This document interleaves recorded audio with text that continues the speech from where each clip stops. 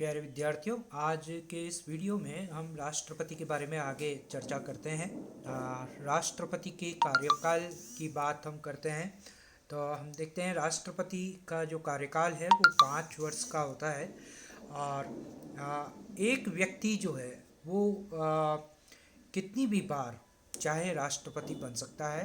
यानी एक व्यक्ति जो राष्ट्रपति रह चुका है उसे राष्ट्रपति के पद पर पुनर्निर्वाचन का अधिकार प्राप्त होता है। इसकी कोई सीमा हमारा भारत का संविधान निर्धारित नहीं करता है। 5 वर्ष से पूर्व भी राष्ट्रपति का पद खाली हो सकता है, रिक्त हो सकता है। वो क्या परिस्थितियां हो सकती है? या तो राष्ट्रपति स्वयं त्यागपत्र दे दे, या राष्ट्रपति की मृत्यु हो जाए, या राष्ट्रपति को महाभियोग की प्रक्रिया के द्वारा हटा दिया जाए। इन तीनों परिस्थितियों में राष्ट्रपति का पद 5 वर्ष से पूर्व भी रिक्त हो सकता है। जहाँ तक त्यागपत्र की बात है, राष्ट्रपति अपना त्यागपत्र उपराष्ट्रपति को संबोधित करके लिखता है और उपराष्ट्रपति को अपना त्यागपत्र सौंपता है। अनुच्छेद 61 के अनुसार जैसा मैंने कहा, राष्ट्रपति को 5 साल से पहले महाभियोग लगा करके भी और उसके कदाचार के विरुद्ध उसके विरुद्ध प्रक्रिया चलाकर भी उसको हटाया जा सकता है। महाभियोग की जो प्रक्रिया है वो संसद के किसी भी सदन में आरंभ की जा सकती है, चाहे वह राज्यसभा हो चाहे वह लोकसभा हो। महाभियोग जब लगाया जाता है तो वह इस आधार पर लगाया जाता है कि राष्ट्रपति ने संविधान के संबंध में कोई संविधान का कहीं ना कहीं उल्लंघन किया है। जब उस पर महाभियोग लगाया जाता है तो 14 दिन पूर्व उसकी लिखित सूचना उसको देनी होती है और इसके लिए इस आशय का संकल्प प्रस्ताव जो पारित किया जाता है। राष्ट्रपति पर जो सदन महाभियोग लगाता है उसका विपरीत सदन उसके बारे में पहले सुनवाई करता है और इस महाभियोग पर सुनवाई करते समय राष्ट्रपति चाहे तो स्वयं उपस्थित होकर के अपना पक्ष रख सकता है या अपने किसी प्रतिनिधि के माध्यम से अपना पक्ष रख सकता है। वह अपने पद पर रहते हुए राष्ट्रपति जो भी कार्य करता है उसके लिए वह न्यायालय के प्रति उत्तरदायी नहीं होता है।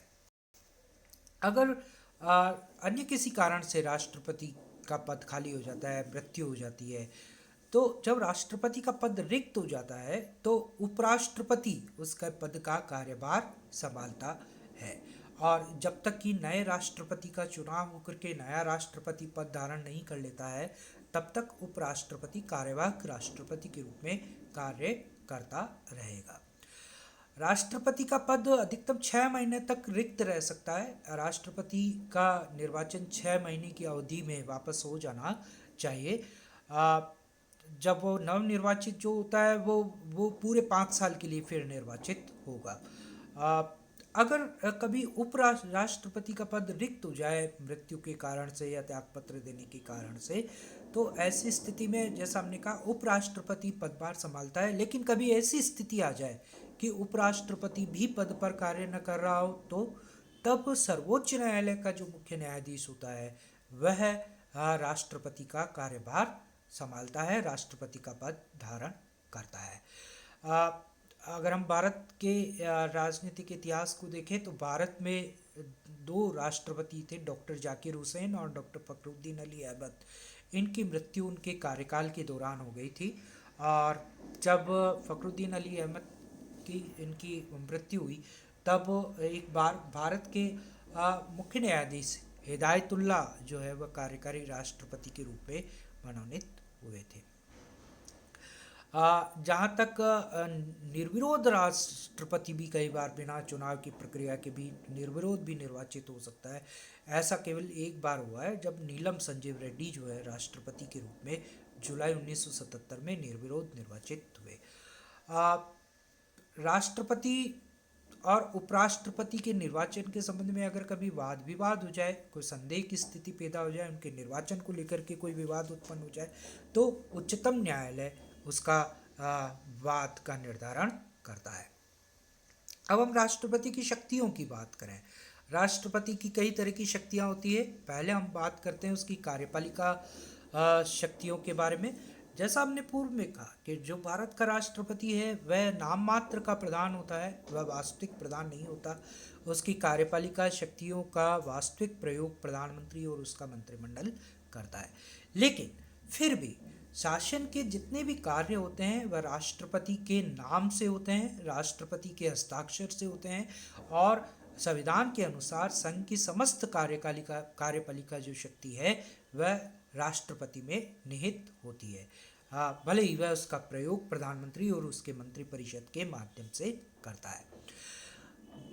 42वें संविधान संशोधन अधिनियम के द्वारा ये तय कर दिया गया है कि राष्ट्रपति अपना समस्त कार्य मंत्रिपरिषद की सलाह से ही करेगा और वह मंत्रिपरिषद की सलाह को मानने के लिए, मंत्रिमंडल की सलाह को मानने के लिए बाध्य होगा। जहाँ तक उसकी कार्यपालिका शक्तियों को हम देखें तो राष्ट्रपति जो है कई तरह की नियुक्तियाँ करता है। वह किन किन को नियुक्त करता है? वह प्रधानमंत्री को नियुक्त करता है। प्रधानमंत्री की सलाह से मंत्रिपरिषद के अन्य मंत्रियों को नियुक्त करता है। भारत के महान्यायवादी को वह नियुक्त करता है। नियंत्रक और महालेखा परीक्षक और कंट्रोलर एंड ऑडिटर जनरल को वह नियुक्त करता है। उच्चतम न्यायालय के मुख्य न्यायाधीश और अन्य न्यायाधीशों को नियुक्त करता है। उच्च न्यायालय के भी मुख्य न्यायाधीश और न्यायाधीशों को राष्ट्रपति नियुक्त करता है। राज्यों के राज्यपाल को राष्ट्रपति नियुक्त करता है। संघ लोक सेवा आयोग के जो अध्यक्ष हैं और उसकी जो सदस्य हैं उनकी नियुक्ति राष्ट्रपति करता है। वित्त आयोग के अध्यक्ष की नियुक्ति राष्ट्रपति करता है। मुख्य तथा अन्य आयुक्त जो अन्य विभिन्न तरह के आयोग होते हैं, जैसे राष्ट्रीय अल्पसंख्यक आयोग है, राष्ट्रीय अनुसूचित जाति जनजाति आयोग है, राष्ट्रीय पिछड़ा वर्ग आयोग है, या ह्यूमन राइट्स कमीशन है। इन सब के जो आयुक्त हैं और उनकी जो सदस्य हों उनकी नियुक्ति राष्ट्रपति के माध्यम से होती है। राष्ट्रपति कई लोगों को उनके पद से हटा भी सकता है, जैसे वह मंत्रिपरिषद के सदस्यों को, मंत्रियों को प्रधानमंत्री की सलाह पर उनके पद से हटा सकता है। वह राज्यों के राज्यपाल को उनके पद से हटा सकता है। वह उच्चतम न्यायालय की रिपोर्ट पे संघ लोक सेवा आयोग के अध्यक्ष को या राज्यों के लोक सेवा आयोग के अध्यक्ष को हटा सकता है। उच्चतम न्यायालय की रिपोर्ट पे निर्वाचन आयुक्तों को वह हटा सकता है। उच्चतम न्यायालय के न्याय को वह इन सब लोगों को उनके पद से हटा सकता है। विधायी शक्तियाँ क्या है उसकी, लेजिस्लेटिव पावर्स क्या है राष्ट्रपति की? राष्ट्रपति जो है वह संसद का अभिन्न अंग है और संसद द्वारा पारित कोई भी विधेयक तब तक कानून नहीं बनता जब तक कि राष्ट्रपति उस पर हस्ताक्षर नहीं कर देता है। इसलिए प्रत्येक विधेयक जो संसद के द्वारा पारित किया जाता है वह राष्ट्रपति के हस्ताक्षर से ही एक्ट या कानून या अधिनियम का रूप ग्रहण करता है। राष्ट्रपति संसद के दोनों सदनों को का जो अधिवेशन है उसको आहूत करता है, सत्रावसान करता है और लोकसभा का विघटन करने की शक्ति राष्ट्रपति रखता है। अर्थात राष्ट्रपति समय से पहले लोकसभा का विघटन भी कर सकता है।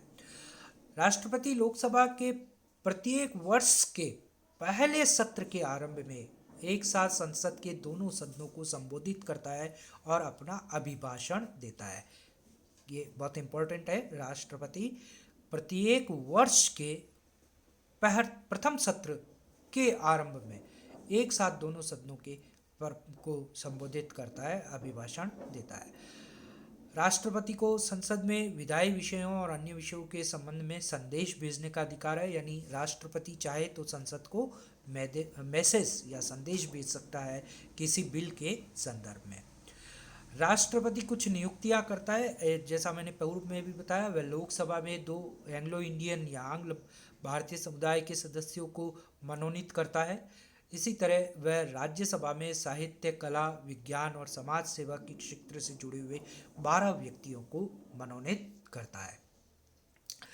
राष्ट्रपति वार्षिक वित्तीय विवरण, नियंत्रक, महालेखा परीक्षक, कंट्रोलर और ऑडिटर जनरल जो भारत की सरकार की समस्त वित्तीय लेन देन का निरीक्षण करता है, उसके प्रतिवेदन, वित्त आयोग की सिफारिशों और अन्य आयोगों की रिपोर्ट को संसद में प्रस्तुत करवाता है।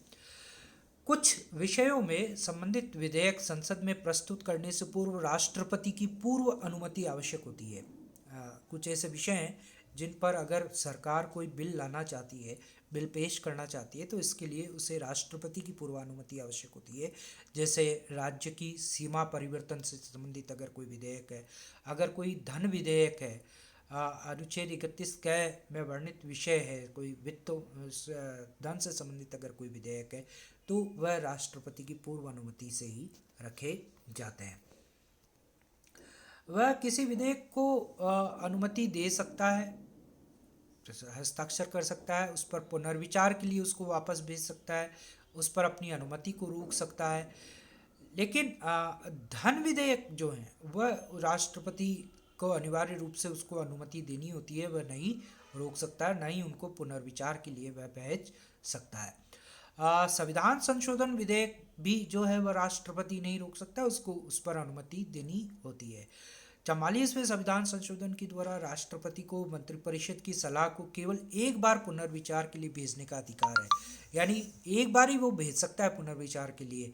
अगर दोबारा भी मंत्रिपरिषद बिना किसी संशोधन के उसी प्रस्ताव को वापस हस्ताक्षर के लिए राष्ट्रपति के पास भेजती है, तो फिर राष्ट्रपति को उस पर हस्ताक्षर करने ही होते हैं। अब ये संविधान इस बात की कोई समय सीमा निर्धारित नहीं करता कि राष्ट्रपति कितने समय तक जो है किसी बिल को रोक सकता है या उस पर अनुमति नहीं दे सकता है।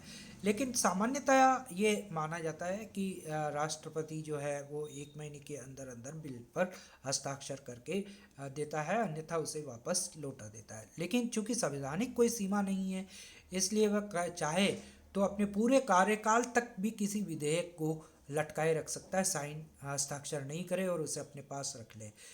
इसको हम पॉकेट वीटो कहते हैं, यानी राष्ट्रपति ने विधेयक को अपने पॉकेट में डाल लिया, अपनी जेब में रख लिया और उस पर हस्ताक्षर नहीं किए। ऐसा एक बार हुआ है 1986 में।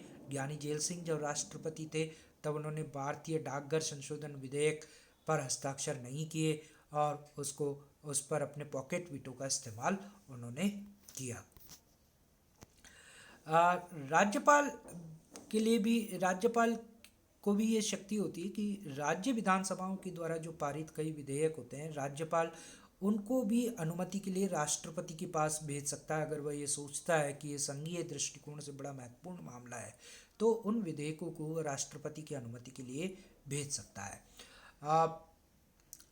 और 6 माह की अवधि में यदि वह राज्य विधानमंडलों के द्वारा पुनर्विचार के पश्चात प्रस्तुत किया जाता है, तो भी वह अनुमति के लिए बाध्य नहीं होता था। राष्ट्रपति इन विधेयकों को भी अनिश्चित काल के लिए अपने पास भी रख सकता है। लेकिन जो धन विधेयक होता है, इसको राष्ट्रपति वीटो नहीं कर सकता है, इसको अपने पास नहीं रख सकता है।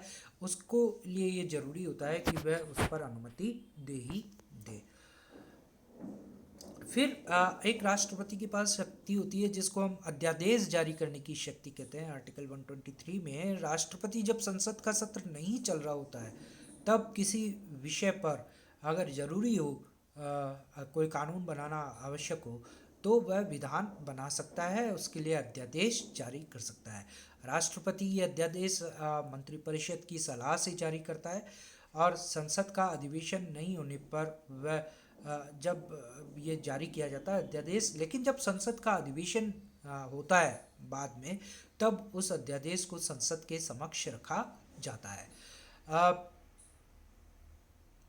अगर संसद का अधिवेशन शुरू होने के 6 सप्ताह के भीतर उस अध्यादेश को अगर संसद पारित नहीं करती है, तो वो स्वयं ही निष्प्रभावी हो जाता है, यानी वो रद्द हो जाता है एक तरीके से। 44वें संविधान संशोधन के द्वारा यह भी निर्धारित किया गया है कि राष्ट्रपति को अध्यादेश निकालने की परिस्थितियों को असद्भावनापूर्ण होने पर या संदेह होने पर न्यायालय में चुनौती दी जा सकती है, यानी अध्यादेश को भी न्यायालय में चुनौती देने का प्रावधान किया गया है। Thank you.